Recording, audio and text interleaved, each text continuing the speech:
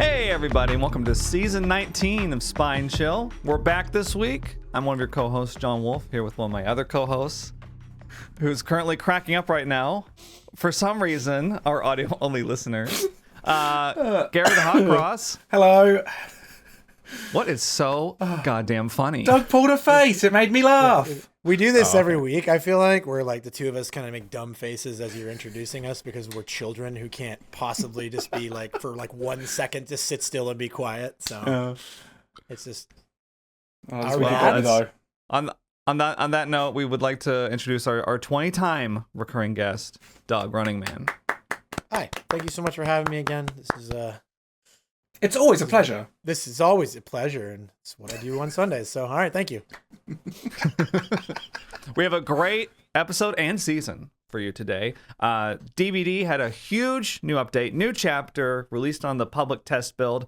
We all got to try it out. We're gonna talk. It's all gone very smoothly.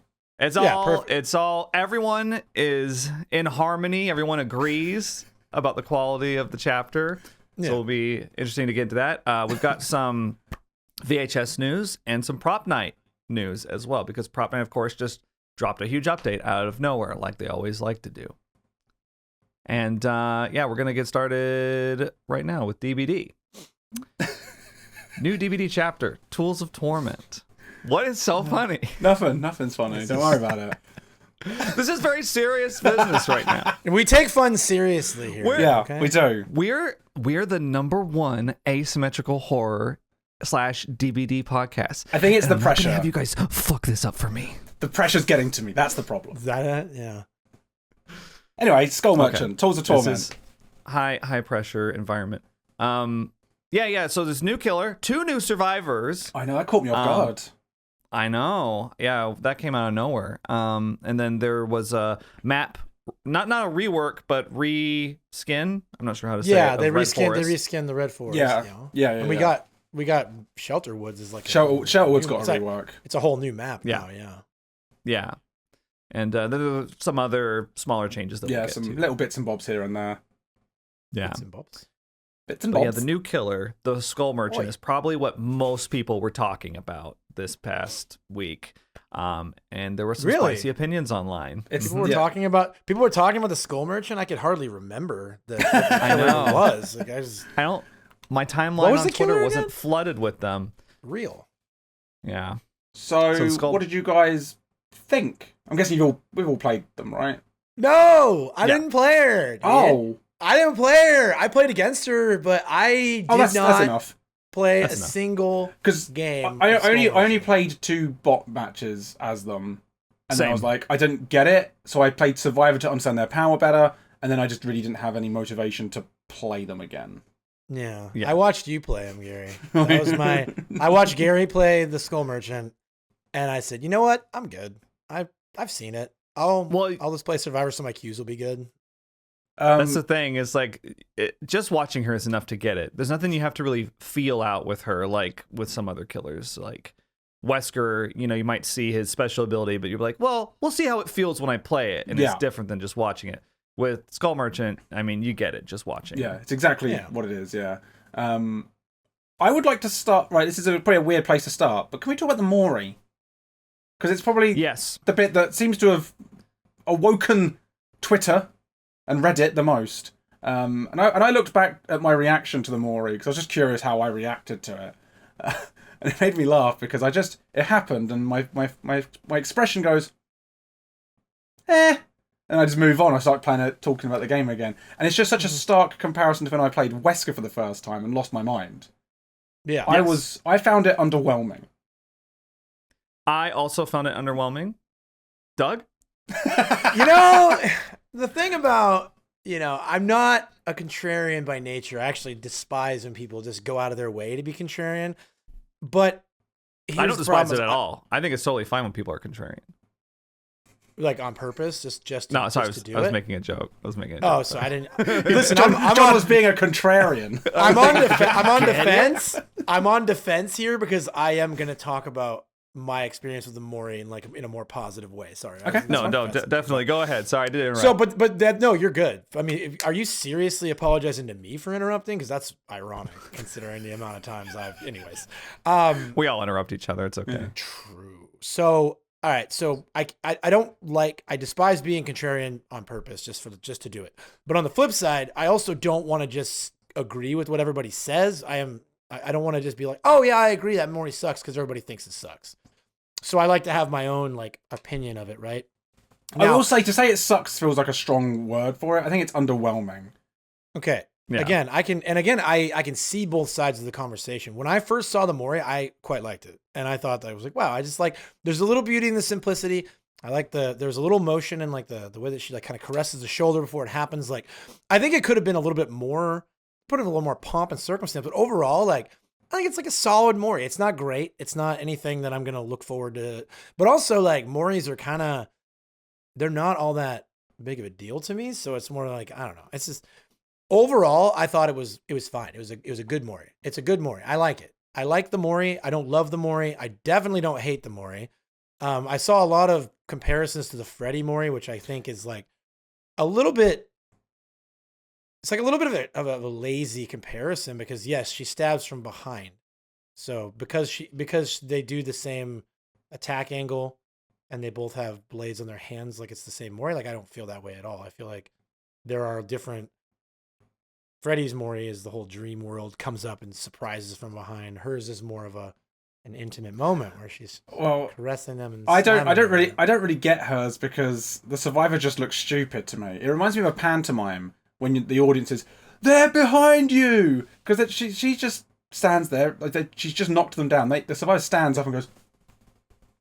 Yeah, that's the one piece of criticism that I've heard, and especially I heard it from you, Gary, and I've heard it from other people, where it's why are they surprised they're being stabbed right now? She literally just knocked him on the ground. And that is one piece where I could maybe agree with, because I don't think it's as bad as people are making out. I think it's fine. I like Pig's Mori, for example. Hers is incredibly simple, one of my favorites. I think it's nice, quick, solid, moves on from it. But I think this comes on the back of the Knight has one of the best Moris in the game. Oh yeah, Pinhead has a great Mori. Blight, I'm trying to think of Wesker's is fantastic.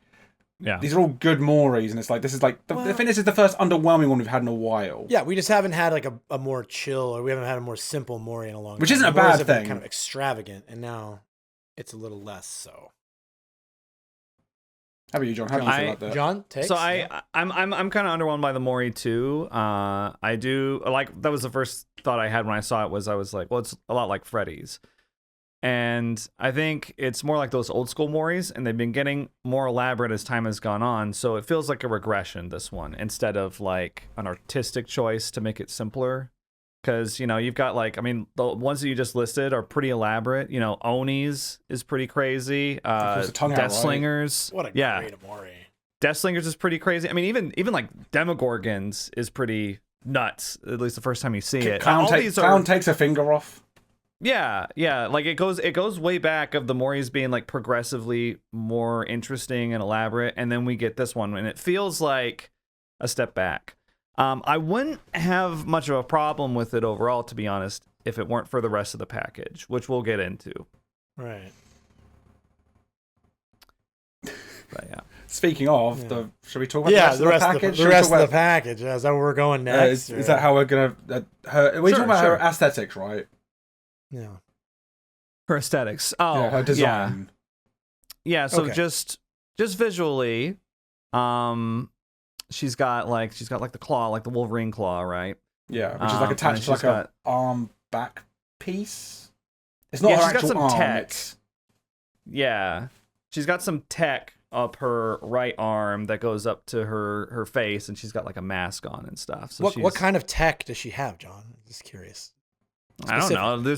There's tubes and pieces of metal and stuff. I just like that you call it tech. It just made me happy. I'm sorry. I don't know what else to call it. Armor? Yeah, I mean... And to better describe her mask, it's a bejazzled gas mask. Yeah. Bejazzled? That's the word I've been using for it. I don't like it. Okay. It looks like she did arts and crafts before the entity took them. Yeah, she's got some DIY weapons and armor. Is that better? Right. Well, I mean, she's like famous and rich, or not famous, but she's like wealthy, right? So, I think so. I don't know. I didn't read her bio. Yeah, she's they've got me increasingly wordy, so I've given up on learning the lore of the characters now. I read the first sentence where I was like, "She's a fan of manga," and I was like, "Okay, I get it." And there's like her desktop background on the computer on her. We'll talk about Sheltered Woods in a bit, but I didn't deep dive into the lore YouTube or anything, but I did, get an idea of the fact that she's like wealthy, a successful businesswoman, which is going to play into the whole confident swagger, the bejazzled face. Like she's going to spend her money. She's got money. She's showing off a little bit. Right. She's got tech. She's got tools. She's got, she's got the world in the palm of her hand. Mm-hmm. As long as. I think she looks like a Bond villain's lackey.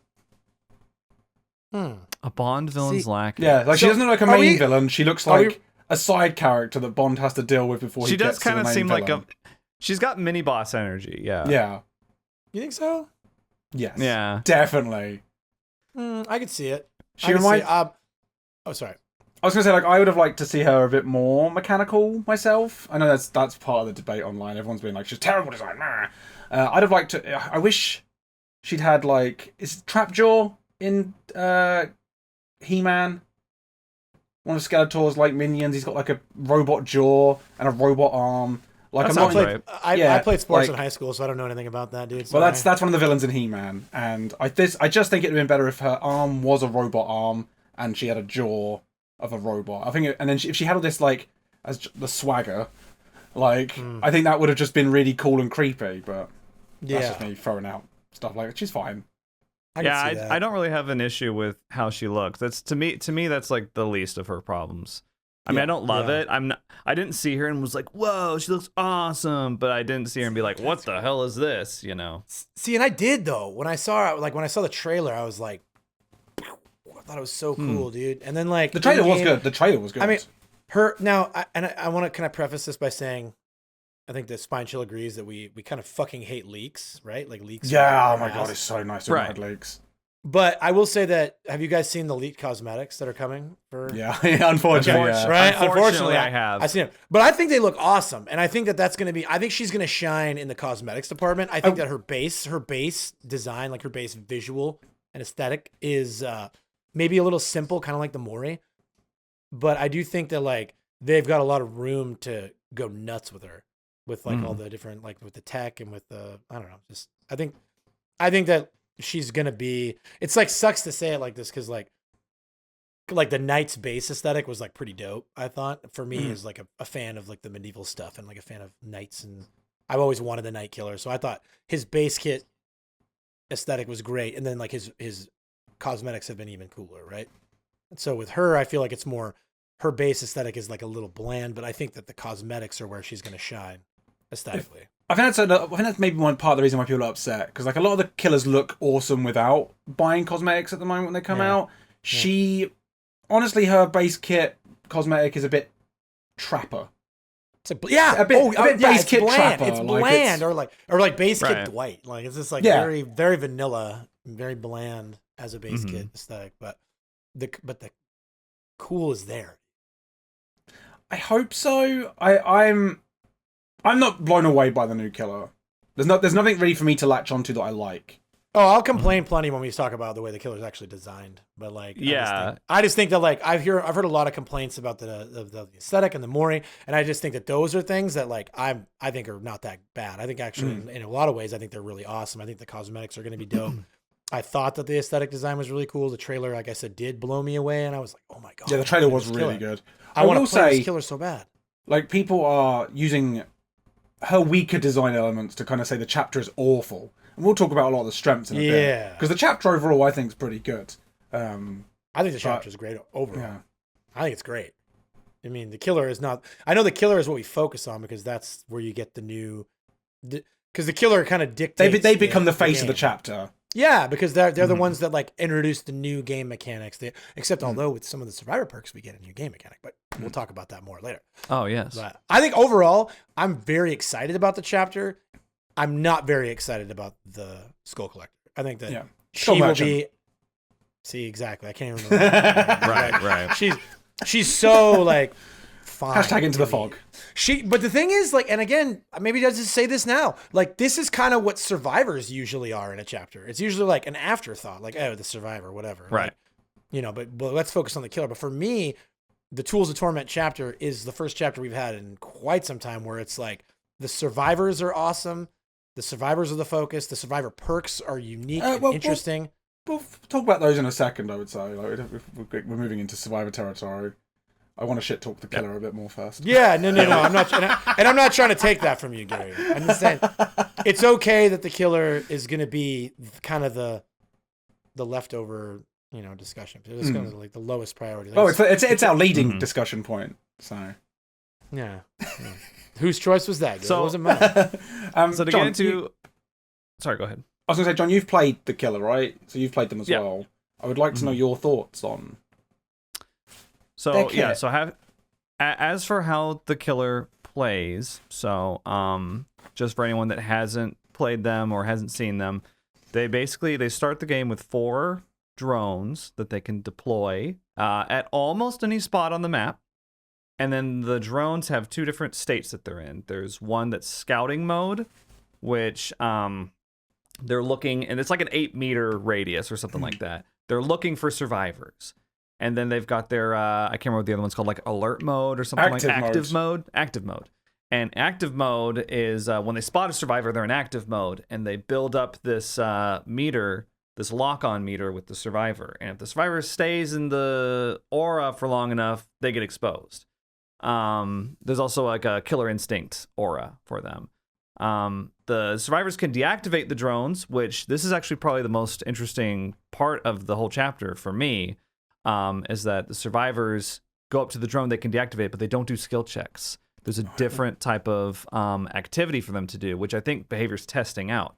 It's basically like a Simon Says thing. Like they'll have arrows pointing up, down, left, and right, and then you have to press the matching arrow. And if you mess up, then it shuts down the deactivation, and you usually get locked on and exposed after that. So you don't want that to happen. But if you finish it, it's like a 5 sequence, then the drone goes away.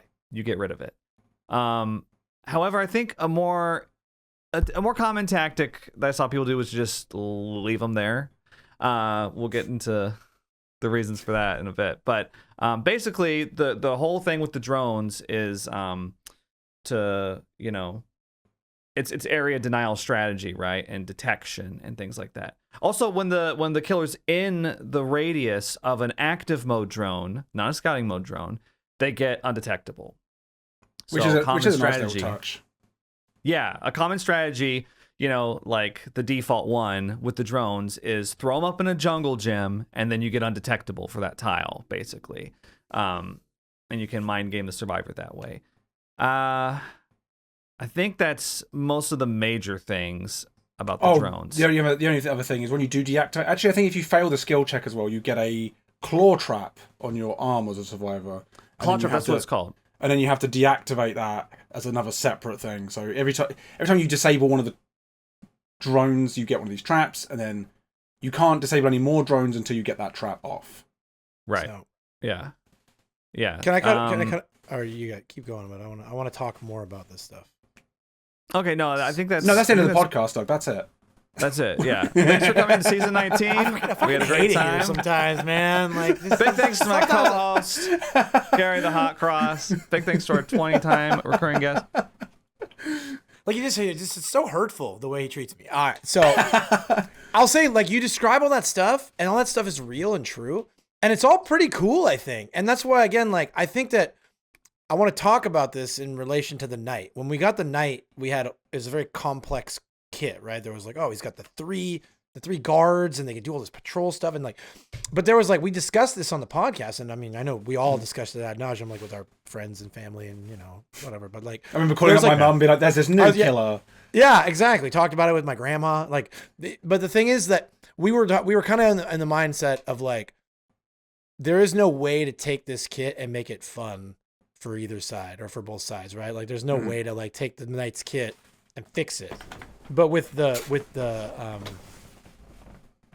skull merchant, I almost messed it up again. That's correct. I almost messed it up. Good job.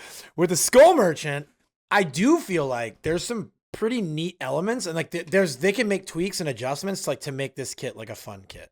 And I think that there's some really cool stuff that they're trying. Like you said, the skill checks being like a passcode where you have to hit directional like keys. That to me, all 72 of my IQ when I first did that, like shut down. It was like, this is the weirdest stuff. Like I messed it up so many times at first. It's because it was when do I new. press space? Yeah, exactly. Why am I not just pressing the space bar with E button? I'm pressing E and nothing's happening. You know, like is this? And so I think that's cool. I think it's neat that they're experimenting with, you know, new input features. I think it's the drones can be adjusted and tweaked and made into being something more interesting maybe than our patrol guards were ever going to be. Like I just think that there's more here to work with moving forward. I think part of the backlash is, and this is probably happens every time when a killer feels weak, because she does feel a little weak, and everyone acts like it's the end of the world, that this killer is not going to be the new overpowered thing. And I actually think it's a credit to behavior that they don't feel the need to overpower everything that comes out that's new, and then have to reverse engineer it, patch later. Because that's what tends to happen in these games. Yeah, Ruby from Evil Dead alert, right? Like you release a character that's broken OP. This is something that's been happening in like MOBAs forever, right? Yes, They'll release the new character and it's like busted strong, so everybody will go out and buy the new character and then they nerf it. They're like, okay, we made our money, now we'll nerf it. Behavior, surely with these last two chapters, is not using that as their strategy. Which I like, because I was hoping for an M1 killer. And that's kind of what we got. We got an M1 killer with a little drone thing. So I'm reasonably happy. She's pretty weak, but I like having a weak killer. I don't need every killer to be nurse to like nemesis levels. Like I can live with, you know, some new clown level killers because they're interesting. They're different. Saying that, I do think she's quite similar to Knight in the strongest way I've seen her played is mostly 3-genning or protecting Devour. I've noticed that a lot in the PTB in like day one. I was like, there's a lot of them running Devour and protecting that in a 3-gen, and it's a nightmare. It's not. You usually still win because she's weak, but it's boring, and the match goes on a long time. Right. And it's that's the only bit that I'm like a little bit red flagged with, is I don't want another 3-gen meta killer. I think a lot of the frustration with this killer, and it's something that I share, comes from, like we've been talking about for the past few weeks about how stale the DBD meta is right now, and a lot of that is from the latest killer release being the Knight and his playstyle and Eruption and Call of Brine Overcharge, that kind of thing. And then for the very next chapter to come in and not liven that up and to give us another area denial specializing 3-gen killer like this is disappointing. Because, you know, it's like this would have been the perfect time to have a different style come out, a more chase-oriented killer. And so I think that's where a lot of the frustration comes from, which I share as well. Which I think they may not have realized that she would. I don't know. They must have known, but like the undetectable thing during a jungle gym or using Killer Shack or something, like that's a chase way of using her. Like she definitely has some interesting elements to her kit. I actually quite like taking one of the add-ons. Makes it when survivors enter the radius of one of the drones, they get hindered by 5%, slowing them down, which I thought was a really nice way. It felt a little bit like, you know, Clown's bottles or Freddy's blood pools, which are chase perks or powers. Sorry, but yeah, she definitely has that 3-gen power too. I'm gonna say this. Sorry, Joe. No, please you, because I want you guys to be like wrapped when I have a lot to say. Dan's gonna go off on one for a while. I think like the drones are useful for 3 different things. They're useful for stealth, giving her undetectable. They're useful for detection, and they're useful for, you know, when played right, giving insta-downs. So she's a partly stealth killer. She can get insta-downs, and she's got good detection. But my thing is that she doesn't really specialize in any of those 3, and she's worse at all 3 of them than other killers are. Like, if you compare her to like even Myers, she's not going to be as good at insta-downs as Myers is. And when it comes to, you know, she puts up a drone in the jungle gym and she can get undetectable. Yeah, but Ghostface can get that with a tap of a button. And so I think that a lot of these things, they're like, there's elements of them, but she kind of half-asses all 3 of them. She's a generalist. Rather than being a specialist, she just generalizes and everything. That's a good... I haven't really thought about that. That's a good point. Yeah, and so the strongest way to play her is, protecting a 3-gen, which is so boring. I think that's why a lot of people are frustrated. And the problem is, Mr. Wolf, that's the strongest way to play every killer in DBD now, no matter what, nurse included. The strongest way to play every killer. And so I've been hearing this same complaint. You guys have talked about it. I mean, my friends have talked about it. My community's talked about it. This is where I'm going to do this. I've been looking forward to this rant all week. Okay. Oh, just relax then. The 3-gen. Sit back and relax, Gary. The 3-gen is every bit a part of Dead by Daylight now as camping and tunneling is forever. The game has forever changed thanks to the night chapter and eruption, and people realizing how free the wins are if you hard commit to a 3-gen. You'll either win through attrition, or the lobby will close, or you'll make the survivors have a miserable fucking time when they win. They'll win eventually. If you're bad, they'll beat, you'll lose. Because if you're good and you can get somebody out of the game and have a 3-gen, you can't lose. You essentially can't lose anymore. With even with the very worst killers in the game can protect the 3-gen, right? So now that is it's kind of like when the game released in 2016, nobody knew what the fuck was going on. So nobody knew how to loop.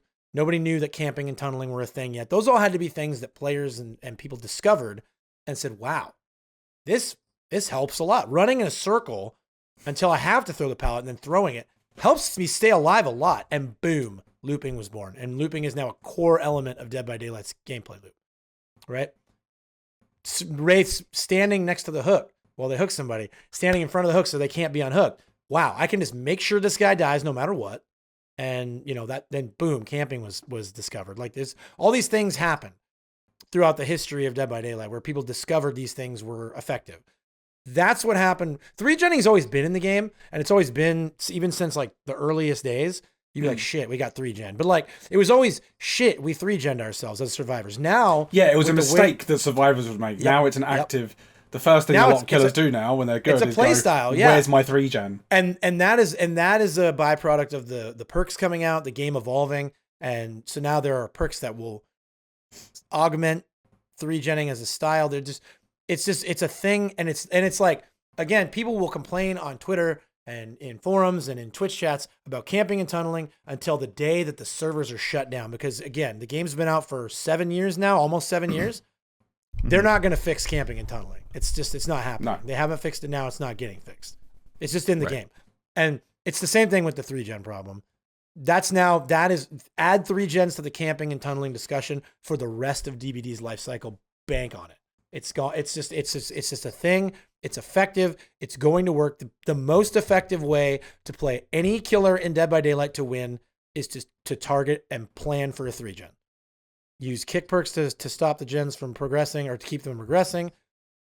We use up the resources around the 3-gen, because once those pallets are gone, the chases are really fast. They're easy.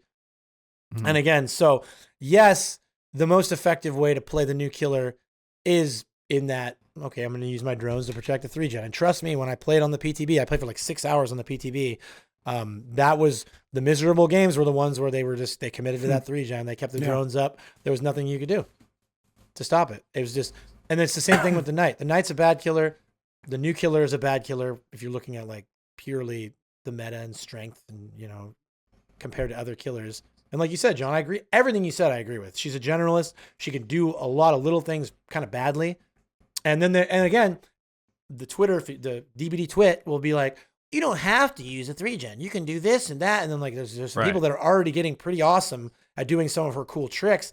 None of that fucking matters, because people are just going to slap a 3-gen and they're going to just slap on the kick people perks. like the easy wins. Right. DBD mostly has become about how do I win without having to try. And here's the thing too, is if you release a killer who's excels in chase, but isn't super good at protecting a 3-gen, they're still going to play it the 3-gen style. They're just going to win their 3-gen chases faster. Like that's the thing. Like, right. I just think that's like, yeah, I can see the point of view of like, oh, well, she's really strong at protecting a 3-gen. Yeah, but every killer in the game is strong at protecting a 3-gen. 3-gens are easy to protect. Right. I think my issue with her is that I feel like she encourages it again. So the Knight because the Knight sucked, but he was very good at 3-genning because he could protect them from afar. His Knights are able to patrol and really slow things down, especially when you use Call of Brian and Overcharge. I won't use Eruption as an example because we'll talk about that in a bit. But right. And I think she does the same thing. The game kind of says, just put your drones around, then you'll be able to fight, like, you'll be able to protect these 3 gens really easily. And people have started to adapt now. They're like, I could chuck Devour in there as well. Right. I can protect a Hex Tome in the middle of this nightmare. And it's painful. It's not interesting. See, it's DBD just now. It's the meta. It's true, yeah. That's what it is. Yeah, but like, I mean, I'm not interested in playing a killer that specializes in the 3-gen. And like, if I want to play the Skull, that's why I never bought the Knight, and that's why, I mean, I don't know about the Skull Merchant. I'll probably get the DLC just to get the survivors, but I'm probably not going to play the Skull Merchant or the Knight because I'm going to try to use her as just a regular, chase killer, and it's not going to work out. I'm going to have 4 escapes, and I'm going to be like, well, this kind of sucks. So for me personally, it makes me not interested in playing the killer when I see that that's the optimal playstyle for her. It's worrying that behavior. I accept it's part of the game, but yeah. Yeah. It worries me that the behavior, because camping and tunneling people have complained about, as you say, Doug, till the end of time, and it's part of the game. They need to just deal with it. If you can't handle the game with camping and tunneling in it, maybe play something else. I'm not sure I'm ready for the game to be designed around 3 gens as well. Like, it's the matches, like, I was talking to on stream the other day, and I said, like, maybe they should put a time limit into these matches. I kind of like the idea of after 20 minutes, the match is a draw. Everybody loses. Everyone loses MMR if it's a draw. Just because I am bored of these 3-gen matches where it just takes forever. Because those are the ones that always last the longest. And after 20 minutes, I usually just give up. I don't care anymore. As a survivor, I've lost interest. And it's not like they've outplayed me, it's that I'm bored. Yeah. Mm-hmm. Well, and it all comes down to like this whole fundamental issue that the best way to break a 3-gen is to have a survival friends team and comms that you can call out where you're at with gens and split gens, because it's a solo queue problem for the most part. Like 3-gens are handleable with a strong organized team. I mean, you can't, 3-gen strats, well, they are the comp strat. That's your comp strat to get a 1 or 2K, not a 4K when you 3-gen and comp. You have something, John? I've got a great idea. Visionary base kit. So everybody can see the 3-gen. That might not be a bad idea. Honestly, now that they've opened the door. Joking, but now that they've opened the door for like bringing solo queue up to Swift, they need to start giving solo queue a lot more information. So if I'm in a locker and I have head on, I want it to highlight to my teammates as yellow. Because in a Swift, I could tell them. I could be like, I'm in this locker. Bring the killer here. I can head on. So now, because the door is open to making them balanced, I want that information from my teammates. I think one of the biggest, the strongest. Oh, sorry. Go ahead. That would make. I can't tell if that was a sarcastic suggestion or not, but I actually like it. No, that's a real one that I think they need. Because I love anything that helps there be more plays in the game would be healthy for it. Yeah, I think now we need to basically eliminate all of the random for solo queue anarchy. And please God, have it be in the game and not be fucking perks. Don't give me a perk that I can use to be able to see what my survivor friends have. Don't give me a perk. I've heard suggestions about the 3-gen issue, right? And they're like, well, what if there was like a perk you could use to like reactivate a gen that was done and it would like auto finish another gen on the other part of the map? Or like, there's been all these ideas. And it's like, honestly, like, yeah, reactivating a gen for a 3-gen would work. And that would be a perk that would deal with this issue. But like, behavior's been Band-Aid fixing issues in the game with perks for like ever. And I don't want that to be how they fix this issue. Like, I think, and again, we've talked about it, and I think we'll probably end up doing like a whole episode at some point where we talk about this, the idea of like what can actually be done to fix the 3-gen issue. But like, it's going to come down to making it to where you just don't have perks that can support it. And it's just like, or it's like impossible. Like another idea that I had when you were talking about having a time limit, what if there was a period of time where gen speeds would increase as the match went on? Like maybe when they started the match, the gens were really slow and it took longer, like to power up the gens. And as the match progressed, the natural gen speed just got faster. So that by the time you were 3-gen, like, cause in prop night, if your teammates die, gens get faster by like but if you're the last survivor, you can rip a gen in like 20 seconds. Or when if there was a time limit, you could just be like, the more gens that are done at a certain point, it will. Like if the end game collapse just kicked in at a certain time. It was like, okay, that's the match done. Go open the doors now. You got 4 gens done. That means this amount of time off the door One of your teammates instantly dies because you didn't finish the last gen. They're like, sorry, dude, you're dead. What? Because the gen didn't get done. This is a crazy idea. But what if you, with the help of another teammate, you have to have help, you can pick up the generator and slowly move it. I love it. Let's do that. Well, they just added that new mechanic where you have like a 2-person perk, right? Like if you do things together. There's more perks about having teammate. Let's have a teamwork perk where you can move a fucking gen. I'm in. As long as they call it that. Teamwork, move the generator. I want that to be the name of the perk. Generator. Move the fucking generator. Yeah. And all we have to do is hope they didn't put down one of their night guards, man. Can you imagine like people like moving a generator into the doorway of Killer Shack or some annoying shit like that? Yeah. That sounds like some stuff that some ASIM players would do for sure. They'd find ways to break that shit. That would be so funny. No. Oh, okay, I like that idea, yeah. So yeah, because then it's just the thing like, is, if you want to break up the 3 gen, you better get to moving it. Yeah, at the end of the day, yes, her most effective way to play is to play the 3 gen, but the most effective way to play every killer is to play the 3 gen. So I think this is just an issue that we're gonna constantly have this issue for the rest of Dead by Daylight now. Every killer that's released is going to be under the microscope. The rest of the Dead by Day. We're on one today. This is like an elementary school season of Spine Show. Like, we're just on one. All of us. Working on the generator. All the Dead by Day.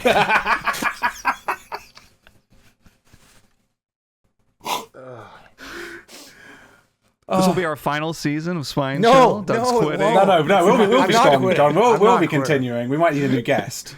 I know. I'm not going to go anywhere. I'm more worried about you guys. At our hilarious songs. I'm more worried about you guys leaving as this 3 gen meta continues to evolve. Because that's the thing. This is the point I'm trying to hammer is that it's not getting any better. Like the 3 gens are exhausting, and we've talked about it. I mean, we had full seasons where we talked about how we really want to see DBD turn into like chase focused, faster gens. Maybe less resources on the map. I just don't see it's gonna like that happening. I will say this now, Doug. There is no chance that I'm leaving Dead by Daylight with this chapter because I ultimately loved it. I mean, you watched me. I was so giddy reading the perks and stuff. I think it's hilarious. I think the killer's design is funny. I'm all for this. I have no problem. I don't want them to change a thing, and I don't think they're going to. I've been playing. I think this is how it's going to go live, and I'm more than happy for it to stay the way it is. I have no problem with it myself. I'm not worried about this chapter specifically. What I'm worried about is, and again, I think John has been hammering this a lot, is like the mentality, the 3 gen mentality, that they think it's a good idea to release a killer who excels in a 3 gen after the night. Right. Like, this to me signals that this is what DBD is now, is a 3 gen game. Well, I mean, it's what it's going to be. They nerfed Eruption. We've discussed this in the past, Doug, about how I think the game's turning more and more competitive. And if it's one thing in comp DBD that's always been a thing is protecting a 3 gen. True. So I think it's just another side of them being like, well, this is what the comp scene wants. I just am worried that this is like, especially with Texas Chainsaw and Killer Clowns right around the corner. This is the most I've ever felt DBD is in danger. I mean, this might be part of the reason might be part of the reason I'm quite excited, because I want those 2 games to do really well. And I think a lot of players from DBD are going to go, Killer Clowns, I'll give it a go, because fuck this game. And I want that, because I'm very much looking forward to Killer Clowns, and I want it to get a player base really quickly. Same for Texas Chainsaw. I was saying something very similar to that on stream, is because I was kind of ranting about how disappointed I was in the chapter. I'm cool, calm, and collected now, but I was a little heated at the time. I need to get back and watch. I didn't get that heated, but I was like, because John was throwing shit around. Yeah, fucking hell. He didn't get that heated. Then the VOD's deleted. We're like, wait, where's the VOD, John? I'm deleting them right now. I'm deleting them. Good luck. Good luck finding them. I was talking about, like I just said, about how disappointing it was after the night that we have a killer that's so similar in playstyle, yada yada yada. And I was like, it feels like this is especially bad for just the game in terms of the competition coming up, and they're not really bringing their A game. And I think, maybe they're saving it all up for the 7-year anniversary stream. I don't know, but it's just kind of like we've had a couple underwhelming, in my opinion, releases in a row now, And it doesn't really feel like a game that's gaining momentum. It feels like a game that's losing momentum. And I hate reading all this rhetoric that was on Twitter about like, look at how many users on Steam that Dead by Daylight's hemorrhaging. They're hemorrhaging users. Game is dying.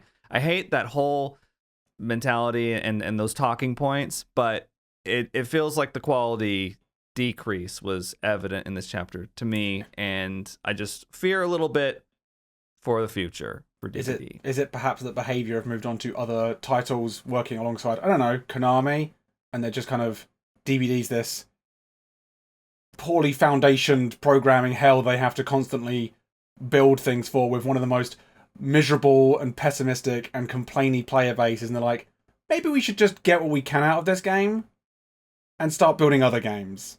So I think they think they're fine. I think they're pretty confident. That's what kind of scares me. I think I don't think they're feeling cynical about it at all.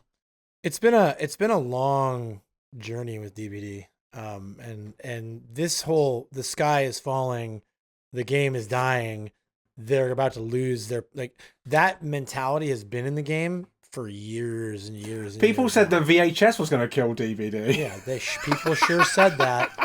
People changed their entire content brands over that. They sure did. They were ready for it. Yeah, they played something new on different platforms, and then give it 2 months, they came back. And this last few months and these last two chapters are the first time I've been very like condescending about the sky is falling. I've been very condescending about the game's dying. I've been very arrogantly condescending about it openly on stream, on Twitter, you name it. And again, I'm not saying I think the game is dying or that they're really in real trouble yet, but this is the first time since I've been playing DBD that I genuinely am worried about the direction the game is going. Like, it's one of those things where, like, again, when I came to that realization that like 3-genning, because like I think it was Sino in one of our group chats was like, yep, seems like the killer just, is strong at kicking 3 gens. And I was like, yeah, that's what DBD is now. That's the game now. And then, it's every bit as ingrained now in DBD's meta and culture as camping and tunneling. It's just, I don't even, and that's not going to keep people, it's not going to keep people playing. People are going to get tired of it. Like, they're going to get sick of it just being a 3-gen game. I mean, I have friends who are streamers who end their streams because they're just like, it's just like so many 3-genning nights and blanks in a row. And I can't play this anymore. I can't do this anymore, Right. And they're getting paid to play. They're doing it for money, for a job. Like, then you're talking about Tommy and Billy who just got out of school and like, let's play some video games, right? And there's so many good games out there, so many games they could be playing, and they're getting 3-gen by a fucking Freddy. And they're just like, this is terrible. It's miserable. I'm not having fun. I've been in this game for 30 minutes. I want out. Let me out. These are, and these are all micro situations that are going to compound into like a macro issue where like, it's just going to, because it's always going to be the most effective. Like, people are sick of getting camped and tunneled, but those are very effective ways to win. I will say, I've never seen so many DBD streamers and content creators actively on Twitter being like, what else do you guys play? What are you playing aside from DBD? Yeah, I'm going to play less Dead by Daylight. I'm going to become variety. And I mean, I play a bit of variety. I always have, but like I just see it much more actively in the community now. And I think a lot of people are burnt out, fed up, and just kind of looking for a way out at this point. Yeah. And that's people who, as you say, Doug, are getting paid to play it. Yep. And again, this isn't me like, I'm not shitting on the game. I still enjoy the game. I play more Survivor than Killer lately. Although I have been leaning back into playing Killer on stream, but because I like to follow the blood point incentives and the matchmaking incentives, right? So if the Killer is making points, I'll play Killer, and if Survivor is making points, I'll play Survivor. I have seen that. I don't know if you two have noticed it. This is completely off topic, but there's been a lot more Killer incentives lately. It does jump around a lot more, and it feels like once they announced the eruption nerf, it feels like I started seeing a lot more. I've seen Eruption a lot more recently. It's like they're running it before it goes away. Trying to get it, trying to milk it until it's gone. I mean, I still enjoy playing it because like I think you have to make fun where because DBD's not a game about winning for me. As long as I've got quick and quiet head on and flashbang, and I can dress like Vom Jin, I'm having fun. Like that gives me an ability to enjoy the game. And I play Huntress a lot now when I play Killer, which is I think she's the most fun designed killer to play. So. Yeah, Gary's come to the light. I've come round. Yeah, Huntress is great. So it's like as long as there's still ways to have fun in the game, but there's also a lot of people taking the game And this is maybe more a them problem than it is the game's problem, but they're taking it very seriously. And this might be because it's moved in a more competitive vibe. But obviously, there's people that get very upset if they lose. I've got enough Steam comments about leaving people to die in a match. Bro, I got DDoS the other day on stream. I got DDoSed on stream because, and you get this is a real true story thing that happened to me while live streaming. I was playing on the PTB as a survivor. Yep. I let a guy go to... Is this the one that I was there for? Yeah, you were there for it. I let a guy go to second stage on the fucking public test build to finish a gen. The end of the game, we got the save. We all got out. It was a 4-out. And this person literally got so upset at me that they attacked my livelihood on a public test build where we all escaped. They came to Doug's stream. Not in post game. They found Doug. They were in on the stream. Twitch. They were livid, and they at least claimed to be maliciously attacking my ISP. Which it would be a weird coincidence if I had to reset my IP and it went away. It stopped. So resetting your IP is typically when you have a DDoS attack, right? Yeah. That's how you clean it up, fix it. That worked. It fixed it. He said he was DDoSing me. I reset Which would my imply IP. that the PTB still has that problem of people able to. Well, it's not just the PTB; it's live servers too. Oh, is it still there in live? It's not on gonna- Steam. I'm not going to comment on how there's possibly have my IP because I am a public figure in Dead by Daylight. I am on a hacker watch list, and so I've seen my name on lists because I'm a member. They can't spell the word fog. Yes, on the hacker list. Yeah. The illiterate list. Yeah. Right. Yeah. So I don't know how he got my IP. I don't know how this person was able to do it, but within one match, my internet service provider completely shit the bed. I had to go and reset my IP address. Luckily, with my ISP, it's very easy to do that, so I was able to get back into and be back streaming. But this is like how seriously people take the game. Like, this is a public test build. This match means nothing.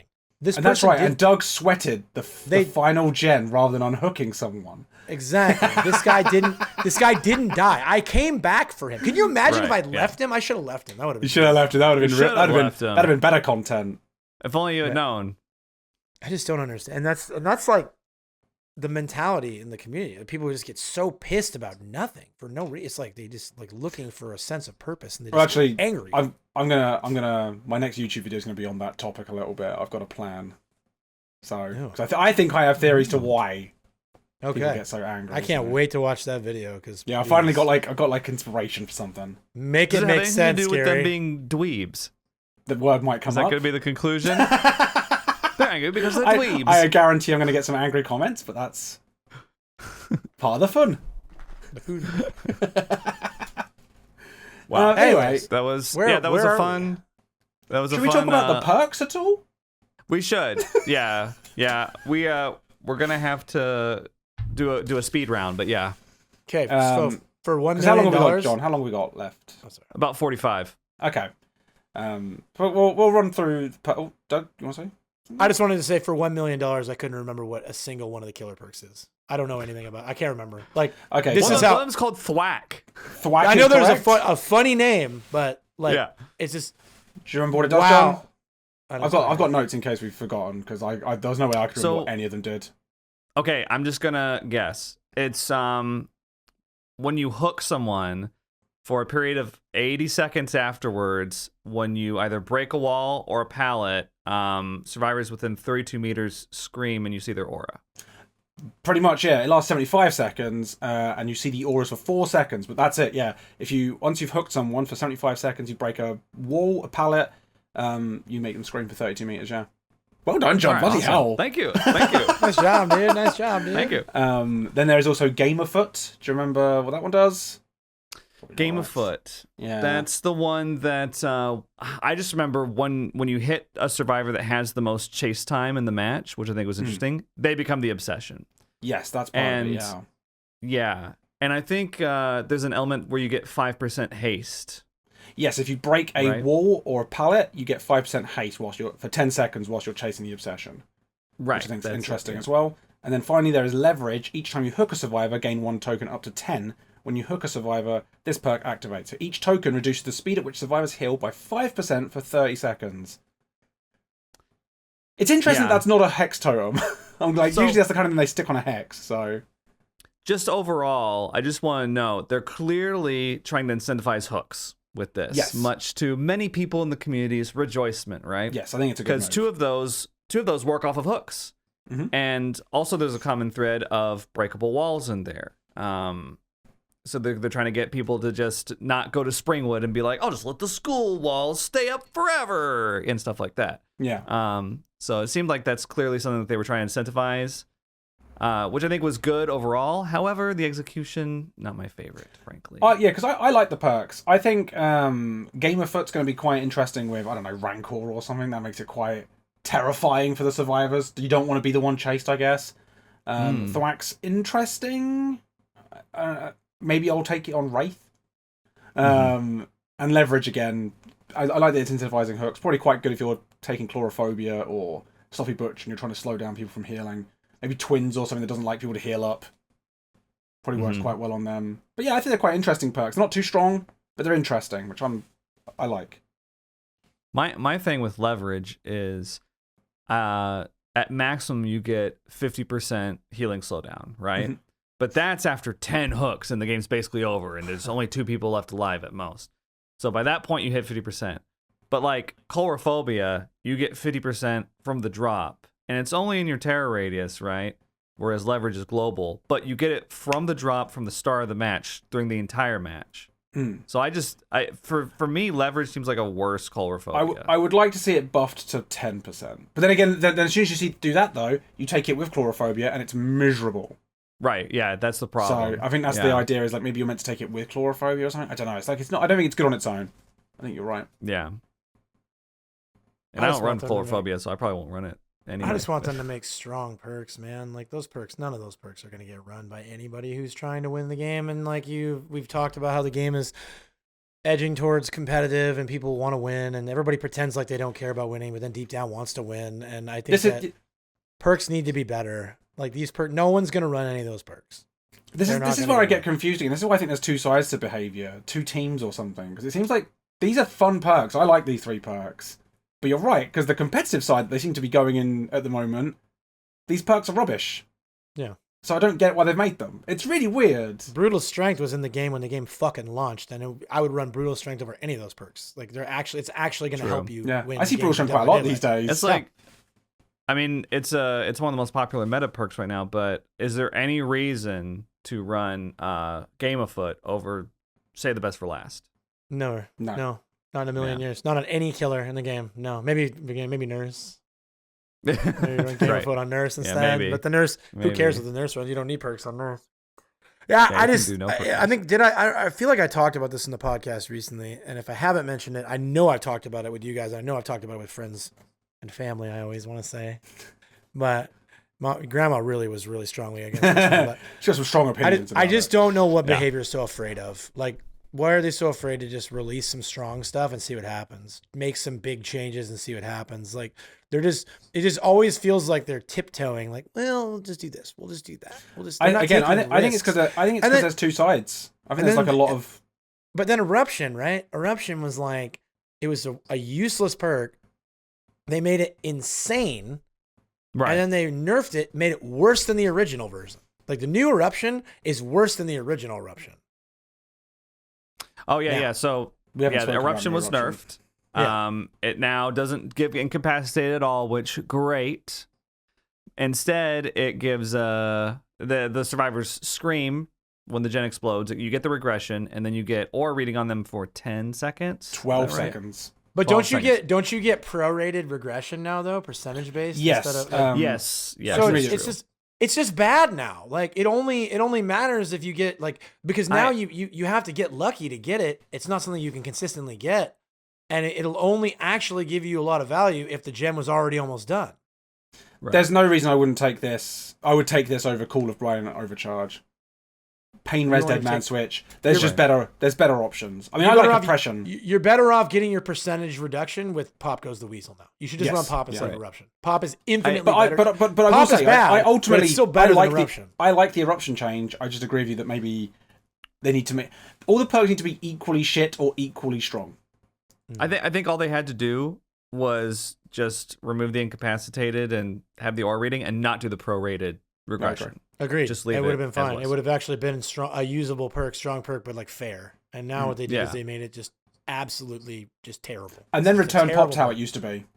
Give me back OG Pop, and get rid of all these fucking regression perks. They were so quick to nerf Pop. It's one of the many mysteries for me. So confusing within DBD's history. They nerfed Pop so like it came out of nowhere for me. It was like, you nerfed Pop again? Who was complaining about Pop? Yeah, and then it's like they let Eruption stick around for 6 months. Well, the thing is, I could say like maybe Pop, but they were like, oh, in a 3-gen, it's really bad. Anyway, here's the Knight, and here's the Skull Merchant. Right. Yeah. So yeah, those are the new killer perks. And Eruption got nerfed. But overall, so generally, you're not thrilled by the killer. Not thrilled. But on the bright side, there's 2 new survivors. We've got Talita and Hinato. I believe that's how you pronounce their names. Renato, isn't it? I was told it was pronounced Hinato. I watched there's like a with YouTube, there's a Twitter video where they have the and I'll send it to you, John. It's got the pronunciations from the in-game recordings, and Hinato is Renato. Hinato is how it's pronounced. Oh, okay, interesting. And then I don't remember how. Talita, I believe. I believe it's pronounced Talita. You just leave the H out. Yeah. Yeah. But yeah, so they're out, and I thought they were awesome. I really like their designs. I thought they looked pretty cool. I do like the new Survivors designs, yeah. Yeah, very happy with them. Yeah. Same. Hinato is my spirit animal. He's pajama pants wearing, flip-flop wearing, muscle shirt wearing. Son of a bitch. I love him. Really, really excited to play that Survivor. I Prestige 6'd him on the PTB. I played him the whole time I was on the PTB. I just played him. I was like, this is my favorite Survivor.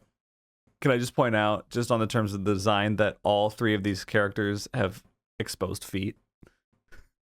Does the new killer? I heard the new killer was the first late female killer to have shoes. Oh, really? Yeah. I thought she had exposed feet. I thought she was wearing shoes as well. I thought she was wearing like business shoes, isn't she? Oh, maybe I'm wrong. Well, both of the survivors do, I guess. Yeah. So never mind. Yeah. But still, it's funny.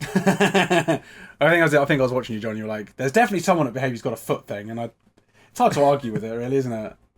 It has been getting around. Word's been getting around. But yeah, overall, I like them, and I don't remember the last time I was this. I think I messaged you both whilst I was streaming, being like, "Guys, can we Swift when this goes live? Can we just Swift? I just really want to Swift." Yeah. Because these perks make it seem exciting and really encourage Swifts a bit more. Which I could hear DB Twitter, you know, the killer mains that think everything's a Swift. I can only imagine. Well, I've seen some of the comments of how they're quite upset with these perks. But I love them. I think they're really cool. Should we go through the perks? Because there's not really much to talk about.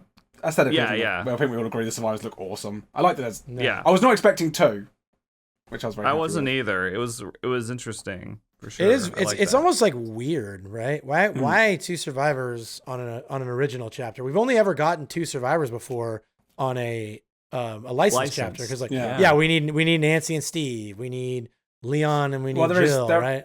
There is the theory, isn't there, that like this is all a Predator license that got kind of I don't know how much truth there is in it. It would explain a few of the anomalies for me, but like I did read a Twitter thread last night from a game dev who was basically like poking a lot of, they were like, this is a ridiculous concept of like that you could just reskin a licensed chapter that would take like a year. It would have to be like something that was supposed to have happened like a year ago, and they just like had to do it because like the amount of work that would go into reskinning, and like a lot of the stuff when you're like working through a license is like they can't really start working on it until they have the license. Well, I wonder if they made they made the basis, because all that would have to change theoretically is the cosmetics. I don't know. Like you're probably right. You're probably right. It's possible. I don't know. Because you could reskin. You could turn Trapper into Jason Voorhees, and it wouldn't be that difficult. It wouldn't be that complicated. The power would be the same. Like all they have to change is assets. So the only thing that I think would probably be the biggest pain in the ass is if that Maury is a Predator one, and it would explain why the survivors look so goofy, trying to figure out where the killer is. Because they'd be cloaked. As if they had the Predator cloak. So that's the only thing I'm like, it makes sense, but I'm not gonna. Anyway, who cares? Not gonna die on that hill. Yeah. Unfortunately, DBD Leaks is gone, so we'll never know for sure. Right? We'll never know. They were the ones with the information, and they're gone now. It was meant to be Candyman. There's a guy in the comments, the comments of the podcast that always blasts me about. He's like, I feel like he works at DVD Leaks at this point. Like, he always blasts me in the comments about like, I'm sorry, Running Man, but DVD Leaks is perfect in every way, and you're always wrong, and something like that. It's very funny. It makes me laugh every time. My disdain for DVD Leaks is not going to ever go away. I'm very happy they're gone. What's Hatman's problem right now? What is Hatman's deal? That's been a long time question. So, Talita has 3 new perks. We've got 6 new Survivor perks, which I think is crazy. Honestly, they could have not had a killer with this chapter, and I'd have been very happy. So, we've got Cut Loose. After performing a rushed vault in a chase, this perk activates. While active, your rushed vaults are silent for 6 seconds, and successfully performing a rushed vault during this time resets the timer. Has a 45-second cooldown. What do we think of that one? So, when I first read it, I was just like, oh, that's sick. You can be mega stealth, rush vault guy, and you can chain them together and make a quick getaway. And if you combo it with quick and quiet, which mutes the first vault, then you get completely muted vaults, and you can just do all these crazy migraines and stuff. I only played a couple times with it, but I was unable to make it work in my games. So I don't think it's quite as like instantly, oh, this is awesome, you could just do this, blah blah blah, as I made it out to be. I think it's a little tougher to use, but I like the idea behind it. Yeah, I think it's interesting. It's a neat design. My question would be, how is it going to help you break a 3-gen? I'm gonna get a theme from you, Doug. That it's really difficult to say these perks are fun. I agree. It's a neat perk. It's fun. Well, maybe if we combo it with teamwork, move the fucking generator. Yeah, right. Sorry, I mean, is it going to get annoying? I can just not talk if you want me to stop for the rest. No. It's the problem is because there is a perk that I think is going to get used a fair amount. It's going to be a very, very fun perk, and it's going to be a very impactful perk. There is a survivor perk like that in this chapter. It's a good point though that perk's not going to see a lot of use because it doesn't break any of the problems DBD has. Yeah, from a meta perspective, so it's not a second chance perk, and it's not going to break a 3-gen, so it's probably not going to get used. Well, maybe this one will wow you, Doug. Friendly competition. Whenever you finish repairing a generator with at least one other survivor, this perk activates. You and other survivors who finish repairing the generator with you get 5% increased repair progress speed for 75 seconds. Doesn't stack. Not long enough. It'd be impactful if it stayed the rest of the game, but the 75 seconds isn't gonna be impactful enough for 5%, in my opinion. So on a 3-gen, you're getting what? 50 seconds? 50, 60 seconds of 5%? But if two of you get on that gen with Prove Thyself, though... If it was activatable, if you could activate the 75 seconds... That would be cool. Maybe it would be cool. Maybe it would be usable. If you had it, like, you just hit the active button and then you have 5% increased speed. Kind of like use it with a brand new part and... Yeah, but otherwise, I don't think that the perk is like bad or anything, but I do. The first time I read it, I was just like, I'm bored. I was just like, wow, okay. It's not gen faster. It's nowhere near as fun as like a head-on. No. Killer's not going to be like, oh, they've got that. They're not going to know. They're never going to notice it. Like, what am I going to do? Stack that and Prove Thyself? Am I going to be a boring gen jockey guy? I don't think so. Bring resilience. Poggers. Maybe someone else will bring it. Yeah. Woo! Gaming. Yeah. The gen's done, motherfucker. Okay, what about this one then? Teamwork, power of 2. Whenever you finish healing another survivor, you both move 5% faster as long as you stay within 12 meters of the survivor who you healed, or until one of you loses a health state. 140-second cooldown, doesn't stack with multiple of this perk.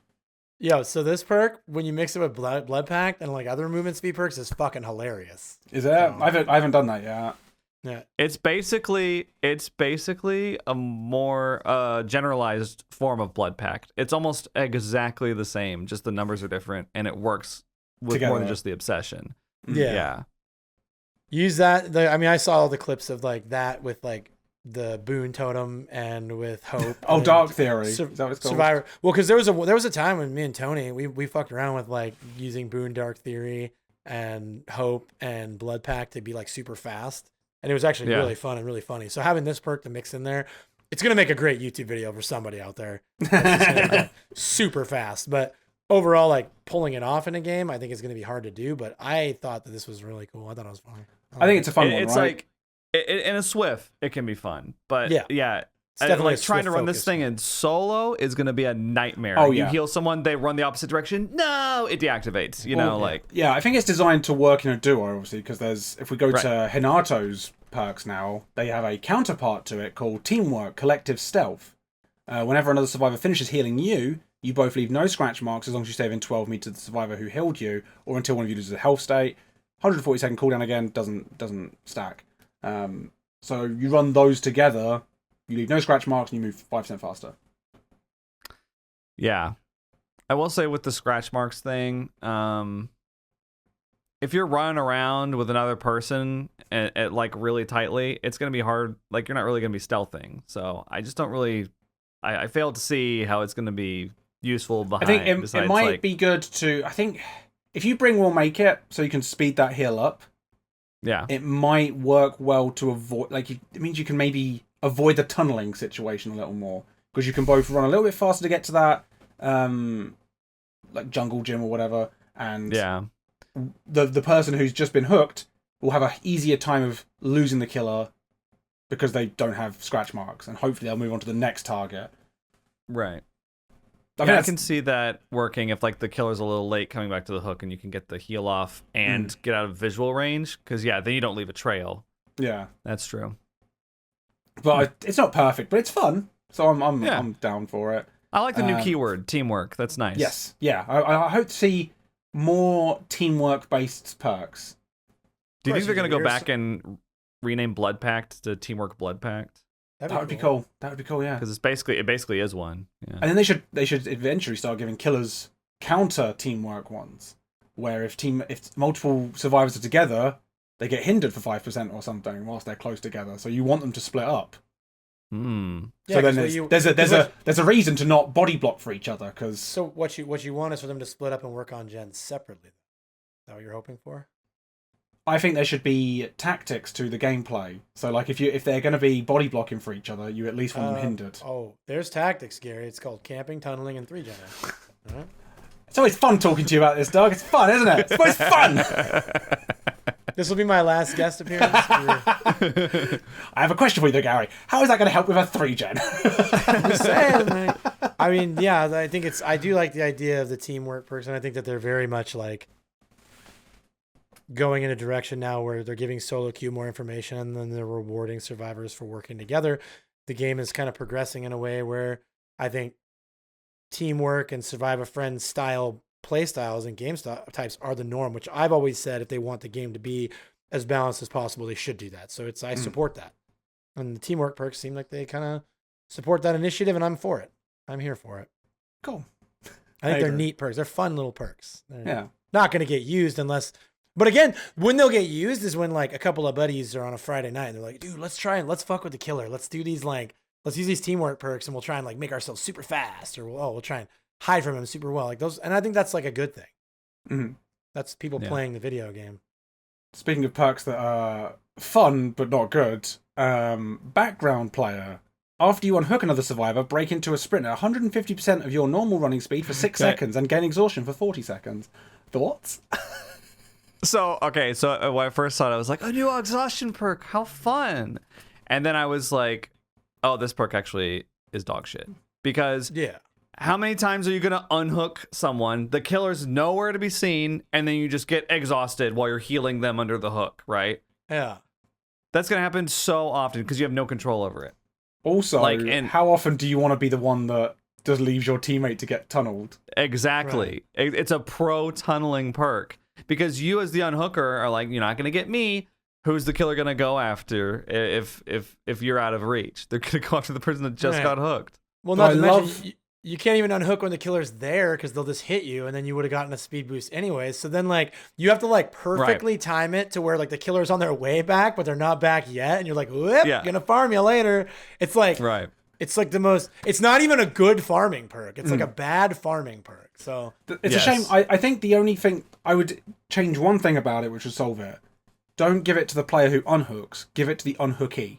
Yeah. Then I would take it. Or if you give it to both. If you give it to both, that'd be cool too. Both's too strong. That's not like that's. Why is it too strong? Why is it too strong? Dead Hard will give you a free health state, Gary. Gary, we have to argue with this survivor man on the podcast. I think It's too Should I much. just give it to all 4 survivors, Doug? Should it just somebody, do it. everyone All gets 6 survivors. seconds of yes, yes, anything to make me feel something when I'm playing DBD again, bro. Like, there's 9 perks that get used on both sides total.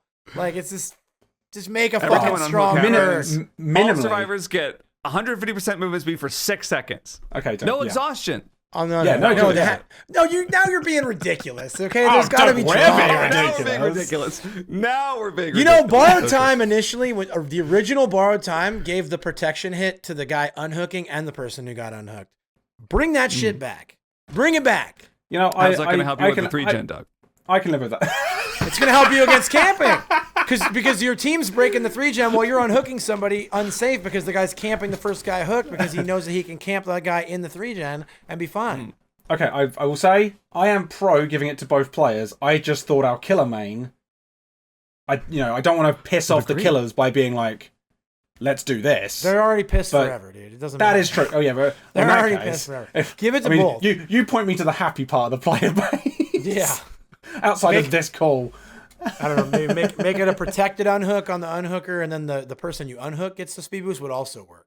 Yeah. If when you had it, it gave you protection while you're unhooking, so you could make a save while you're injured, and then the person you save, it's like a trade perk. The person uninterruptible is going to run away. I like that. Yeah, and then the person can run away. Right. And then there's one last perk. We should probably get through these because we're running out of time. Blood Rush. While on Death Hook and healthy, running and suffering exhaustion, press active ability 1 to lose a health state and recover from exhaustion instantly and gain the broken status effect for 20 seconds. You are automatically healed from injured to healthy after 20 seconds. As a one-time use. This is probably the most interesting perk of the whole set out of all 9. Yeah. Blood Rush. Yeah, I love it. This is the first perk other than Vigil, which allows you to recover from exhaustion quicker than normal. And this one is instant. Mm-hmm. Yeah. I think this has a really high skill cap, and I'm excited to see it in action. I experimented with it a lot. I promise you guys, on my first stream when this chapter goes live, I will pull off the being chased while injured, adrenaline pops, right? So you get your exhaust, or sorry, you sprint burst, then adrenaline pops. Then you use the health state to get another sprint burst. That's gonna happen for me. I guarantee it. I want to chain them all together. It's such a cool thing. See, I love that you've got this vision of what you're gonna do with it. I know what I want to do with it. My goal is to head-on flashbang blind them, and then in the same chase, head-on flashbang them again. Yes, I love that's that. That's all I want to do is a double flashbang head-on. That's great. Yeah. That's great. No, I definitely am looking forward to seeing it. I think it potentially will shake things up a little bit. What I think is really cool about the perk too is that it can't be used with Dead Hard. Yep. It's impossible. It's an anti-Dead Hard. Hard. You have to use it with one of the other ones, which is great. So you have to use it with live, like you said, sprint burst, head on, smash hit, even. That'd be a ballsy move, though, wouldn't it? That would be a bold of you to assume that many pallets are going to be left, bro. Getting 2 pallet stuns and 2 sprints from it. Yeah, that would feel good. I think live is probably the easiest one to use it with. Sprint burst is up there too. Head on is going to be difficult, but you can do it. I believe in you. And you could do a double locker thing where like on Ormond, like one of you, like you both get in the locker. One of you does the head on the killer, and then you immediately blood rush, get back into the locker. The other person head on stuns them immediately. They blood rush, get back in the locker. Can we try that, John? Can we try it? That would be so sick. Yeah, I love the perk. I think it's very exciting. And as you say, it's anti-Dead Hard. Like, it comes fresh off the heels of everyone complaining about Dead Hard. This perk needs to be nerfed. Well, don't worry. You won't see it for a while now. You'll see lots of sprint burst, and I'm sure DBD Twitter is going to be thrilled about it. Yeah, it's going to make really good clips. If they nerf it, if they change it at all. I mean, I know it's kind of buggy right now. There's been some issues with it, but if they change it at all, I'm going to be very upset, and I'm going to start continue to lose more faith. Like, this is not an overpowered perk. It's not broken. No. It is so niche and so like situational and requires such a high skill cap to pull it off effectively that like this perk is awesome and it's fine and it's the kind of stuff that the game needs to start feeling more fresh, especially to veteran players who've been around for a long time and they just need something to feel something. Yeah. no veteran, no player that's been playing since 2016, 2017 is like, oh, cool, I can do this perk where if I finish a gen with somebody, I'm 5% faster on the next gen. Right. You know? Right. Exactly. This is more exciting. And like you said, it's really niche. It's hard to pull off because you have to be dead hook and healthy. And that right there is like, if you're getting tunneled out of the game, you're not going to be able to use this. Like if they come back after you're getting unhooked the second time, you're already injured, you can't use it. So you've got to have setup. You've got to be in the correct situation to pull it off, which is going to make it a lot more exciting. I'm going to take care of inner healing. Yeah. Ooh. I like that. So in your build, you've got inner healing, blood rush, head on, flashbang. So that's the entire build? That's my build, yeah. I lose quick and quiet. But you lose quick and quiet. I'll just get the locker quietly, and it'll be fine. Okay.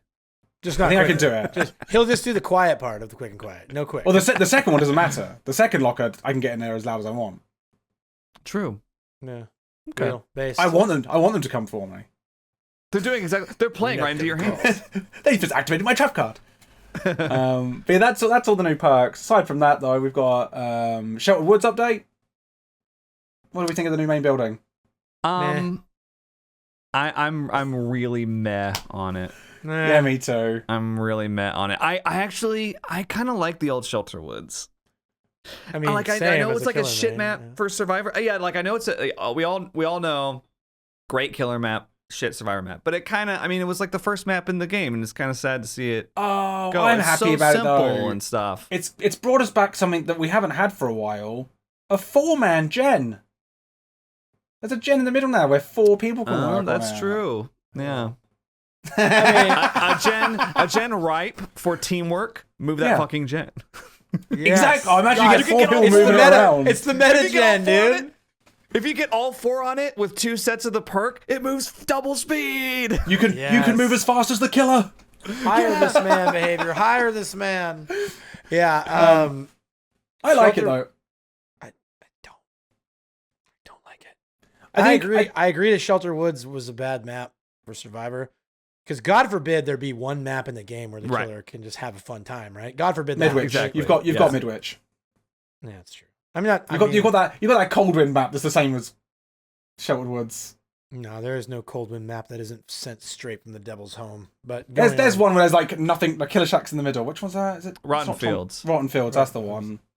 Yeah. Okay. Well, maybe at your MMR it's really hard to play or a Survivor there, but anyway, Dunning-Kruger effect, Doug. I don't want to fight with you now, Gary. I don't want to. You're wearing a collared shirt. I don't want to fight with you, Gary. All right. But no, to me, it's like, it almost feels like lame that they co-opted one of the original maps to be the new killer map or the new chapter map. And I don't know. I think the Red Forest changes are great. I was a big fan of the Red Forest visual update. I love that they look like jungles now. It would have been great if there was a predator in a game. It actually feels like you're in the woods. Right? It actually feels like it's got that vibe. The Shelter Wood change, like I'm okay with it. They're not bad. It's not a bad map. It's just, I just am not like impressed or not really like, like it's whatever. Yeah. It's just a map. I was originally like kind of annoyed about the Red Forest visual update because I thought it was a rework. I just mistakenly, and it was totally my fault. So I went in expecting like, I wonder what changes they made. And then I was like, it looks good. And then I was walking around and I was like, it's kind of exactly. I had the same realization. And so I was like, what? This isn't a rework. And I got kind of mad. But now that I have been clarified, it's just a visual update. I think it looks great.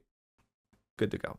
Yeah, they look beautiful. I just wish they would have changed the God window on Mother's Dwelling because it's so annoying. That's just me. They don't do that. They don't make maps better for killer anymore. Eerie, I guess, was the one we're gonna get. That'll be it forever. And even then, I don't think Eerie is necessarily better for killer. Like, I think it's just different. There's a lot of obnoxious palettes on that map still. Like true. Yeah. Most of the good time wasters are still there. I'm doing very well on Eerie still, as a survivor. And I've had some tough matches as killer. Boy's eating. You hear that? Gary's eating on Eerie still. But yeah, back to the new main building on Sheltered Woods, though. I will say, I think it looks nice. I think it's interesting to see a change, but it does feel a little bit lame that it's just like there's a couple of tents set up. Look, there's some mannequins, poggers. Yeah, the mannequins. I was just like, okay. It feels like if those mannequins were all over the forest, if the whole thing had become themed, that would have been kind of cool. But because it's just there's like this little bit in the middle, which is like, I don't know. Feels like a pop-up shop or something temporary installation. Yeah. I liked Shelter Woods originally, and not just because it's a strong killer map, by the way. If they would have just taken and given it the Eerie treatment and made it smaller and added some more pallets, like did the reverse Eerie, made it smaller but added more pallets instead of taking pallets out, I would have been much happier. I don't like that it doesn't feel like Shelter Woods anymore. Eerie still feels like Eerie to me. I would agree with you. I still think they should have turned Shelter Woods into the Ringu map. I think they should have stuck a fucking well in there. There you go. Yeah. That is a missed opportunity. I remember I was talking about that on the podcast, actually. Yeah. Which one? And aside from that, Hattie has had a few visual updates. Looks great. She looks much, much better. Two thumbs up. One thing I really like they did, they added blood to her prestige hair. That's great. No, I really like her new hair and everything. I think she looks good. Yeah, she's much improved. And obviously she's going to be getting some new cosmetics soon. One new cosmetic, a couple of recolors, and a skin that we've already got. But, it's something. It's something. They did something, yeah. They're listening. There's map repeat prevention now. I have a funny story about that. Oh, sorry, go ahead. Tell. No. Let's say what it is. I'll tell after you explain what it is. Well, the idea is that if you play on a map in Dead by Daylight, sometimes you can bump into the same map again. It's kind of annoying to play on the same map twice in a row. Now, that won't happen. So nobody in a match will play on the same map as they just did. So, like, if every survivor and the killer played on 5 different maps, the next map will be a completely new one to all of them. They've got enough variety to do it, and I think that's a really cool addition and a nice change. I see your change, and I raise your map offerings. Anyways, John. Map offerings do counter it, but I'm hoping they get ripped out at some point. My first thought was just like, I guess they're not going to do anything about map offerings because this would have been the perfect time to do it. But with that said, I played 2 public matches on the PTB. The first map that I got was Disturbed Ward. And then immediately after, the second map I got was Disturbed Ward. Oh, it's not working. So it must not be working because I literally got the exact same map back to back. I can't confirm this, but I'm pretty sure they disabled it on the PTB because of the new map. Oh, they want people to play on the new maps. They want people to play on the new maps. So they've increased the drop rates of the map rates of the like Red Forest and Shelter Woods just to get the new maps shoved in there. Are they going to drop this? Like when a thing goes live and there's a new map, I don't want to play on higher rotation because, for example, there's a few times they've released a new map. I think RPD everyone got kind of fed up with it, didn't they? Yeah. I don't want them to drop this. If they put this in, I just want to be able to like see new maps as a treat. Yep, I think that I don't know. I can't confirm or deny this, but I'm pretty sure that it's going to be one of those features that like kind of like crossplay, which isn't going to be on the PTB, but like will be in the main because again. The PTB, they really need people to test out the new maps and see the new stuff. Like, that's the whole purpose for it existing, right? Is to play the new killer, play the new survivors, play the new maps. But then when this shit goes live, we'll just get back to the normal map rotation and map prevention. I'm pretty sure of that. Yeah. I'd bet on that. The only other thing that I can mention is the bot improvements. They are much better. Playing against the bots, they dodge a lot better. I mean, Doug, you even saw one BMing me. Yeah! Clicked the flashlight above Gary's head and then jumped in the hatch. I was like, these bots are amazing. They're going to teach all kinds of good habits. Cheeky Claudette. I had a map, a match against the bots where I gave them all brand new part. I gave them all prove thyself. I gave them all dead hard. I was like, let's crack these bots out. And I put them on Garden of Joy. And I did really well. But the last bot, like struggled out of my grasp because he ran to a corner of the map where there were no hooks. Coincidence? I don't know. And then I was like, okay, all right, let's just get him down and get him back on the hook.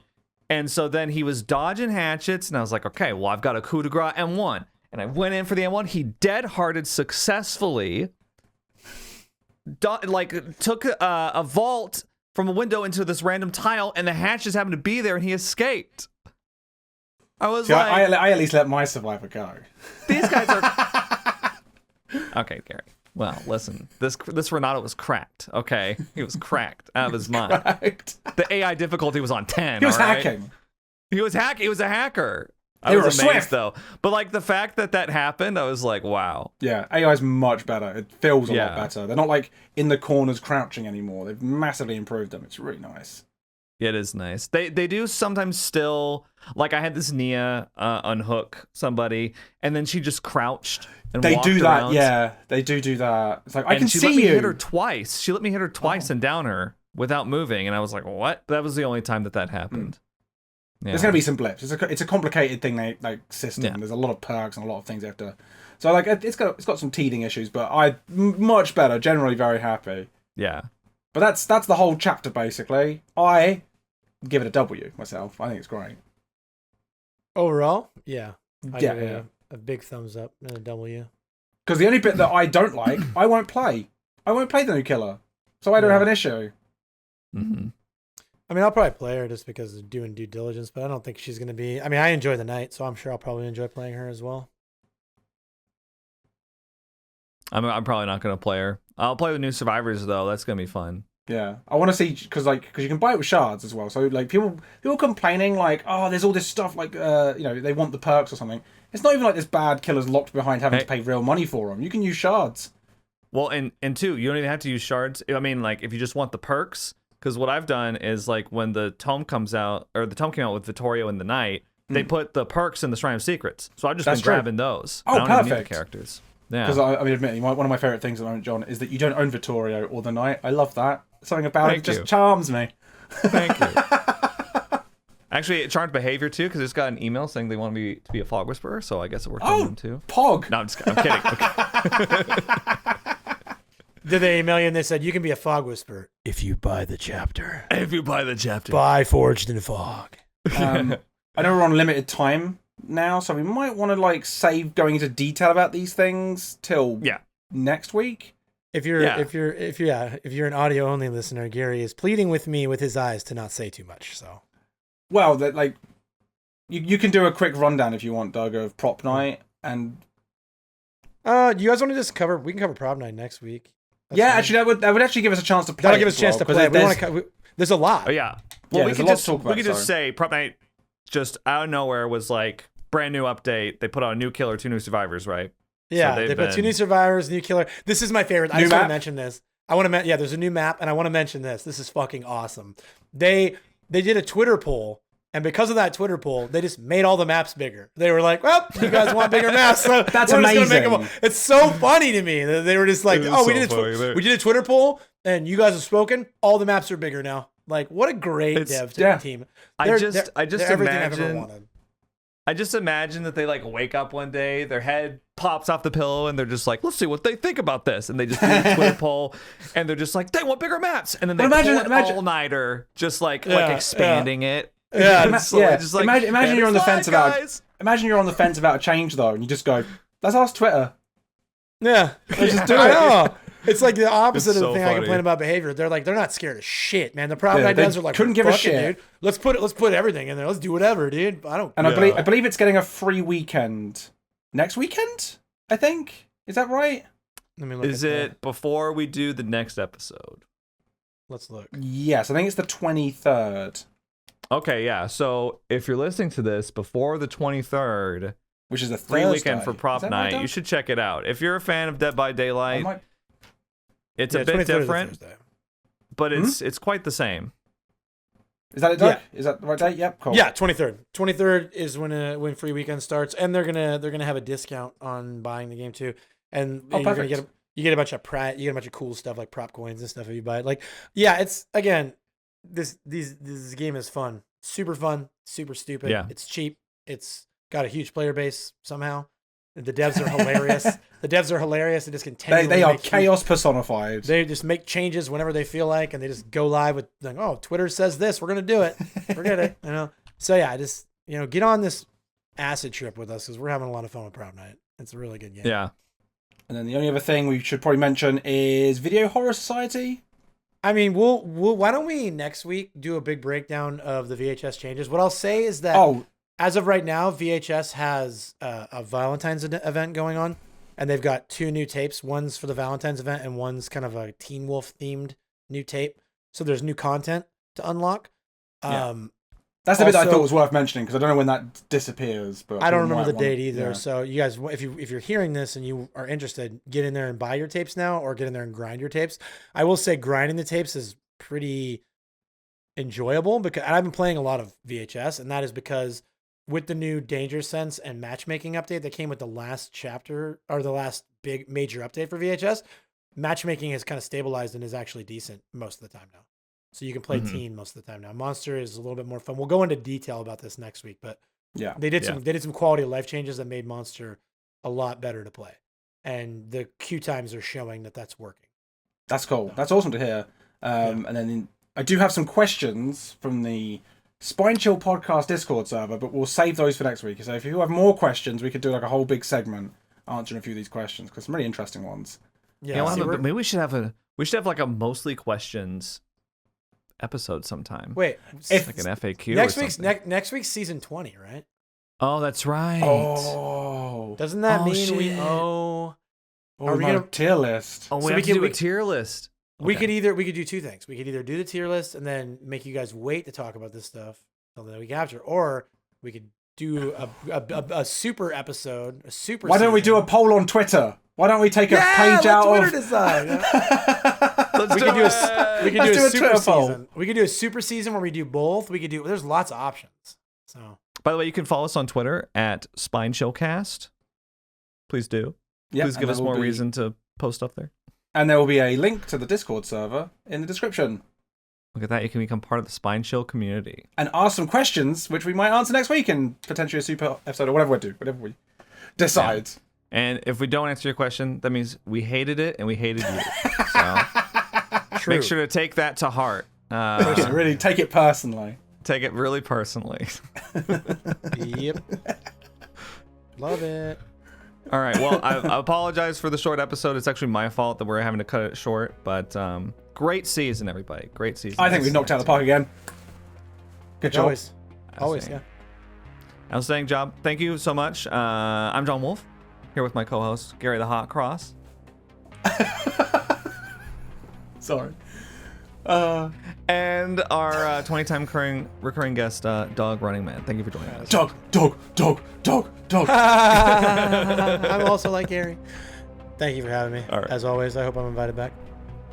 Of course. Yes, thank you. And thank you all for listening. We love you, listeners in Romania. And number one we'll in see Romania. You next time. Bye, everyone. Bye.